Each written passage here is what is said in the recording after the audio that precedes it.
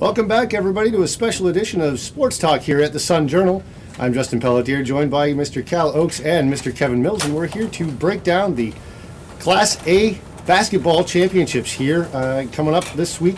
Cal, Edward Little, a little bit of a surprise, you think? Not the really. Girls? I mean, they've obviously got on a roll the second half of the season, and I don't think they're surprised. They play defense, and there's a definite team concept there that I expected them to be in the top half of the bracket, and that's where they ended up. I don't know what Kevin's expectations were.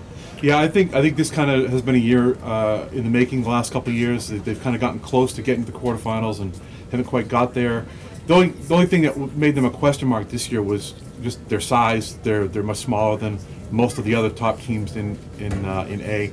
And their scoring balance, which was kind of a factor the last couple of years, and they've solved both of those. They've got some good balance, and the size issue hasn't been a factor. They've been out-rebounded in some games, but their hustle and hard work kind of makes up for that. Now, you look at Edward Little going in as the number 2 seed, but the number 1 seed is Skowhegan, which we can't really overlook.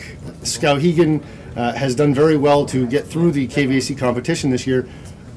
We saw Edward Little able to get through Skowhegan in the KVAC championship, although how much stock do you put in a game like that where it's a glorified exhibition? I think it was a straight up championship game.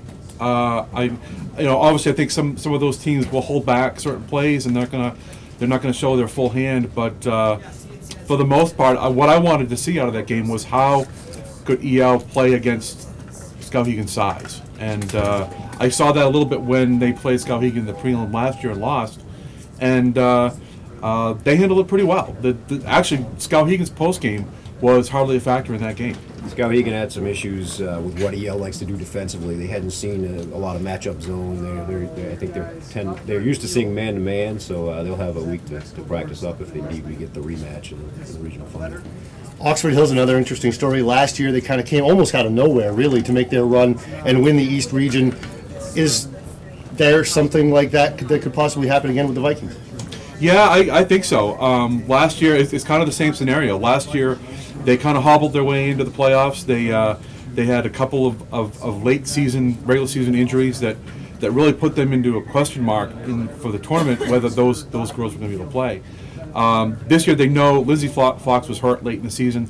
They lost 3 of their last 5 games, and but she's back. She's playing, and so I think they come back and maybe kind of an afterthought like they were last year. And they have the core of that team back, and they have a strong post game, a great defensive team, and I think out of all the teams in Eastern A, they actually have the most experience on that floor, and I think last year might give them a bit of a boost in this year's tournament. How about ball handling? I know last year they had Carrie Pelletier. She was kind of the glue that held everything together. Well, I think that's kind of the reason for their stumbles the last couple of games was because when Fox got hurt against Edward Little, she was out the next game, and so they lost to Coney.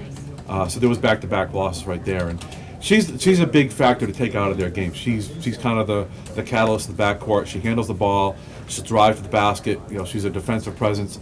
They've got a lot of girls around her that play well on the perimeter, but she's kind of the one that makes it all go, especially with ball. And we would be remiss if we were going to talk about the Levitt Hornets.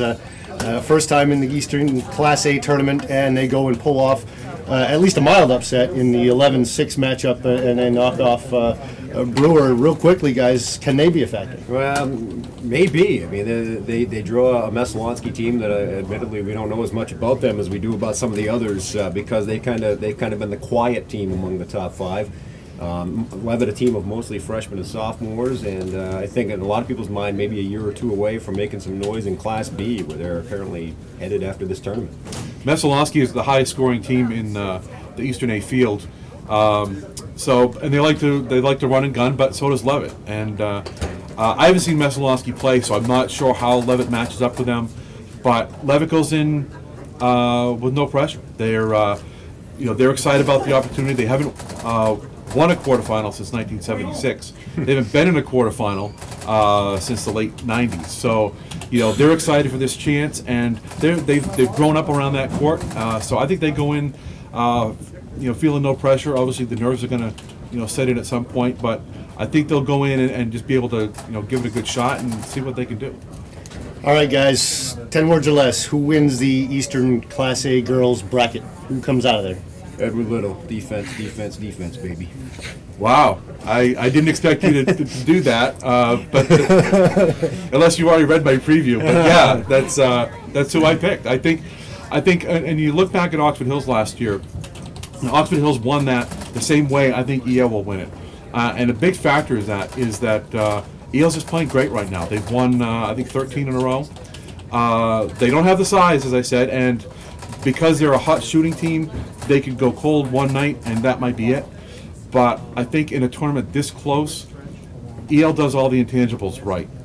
They're a great defensive team. They work well together. They execute. They're well coached. When a tournament is this close, I think it's those little things that EL does very well that will get them through. 10 words or less? Oh, a few more words than 10, but that's all right. We'll accept that because we when you say 10, I assume you mean 30. Thank you all very much for joining us here on Sun Journal Sports Talk. I'm Justin Pelletier, joined by Kevin Mills and Cal Oakes, and we will see you on the flip side. Thank you very much for joining us.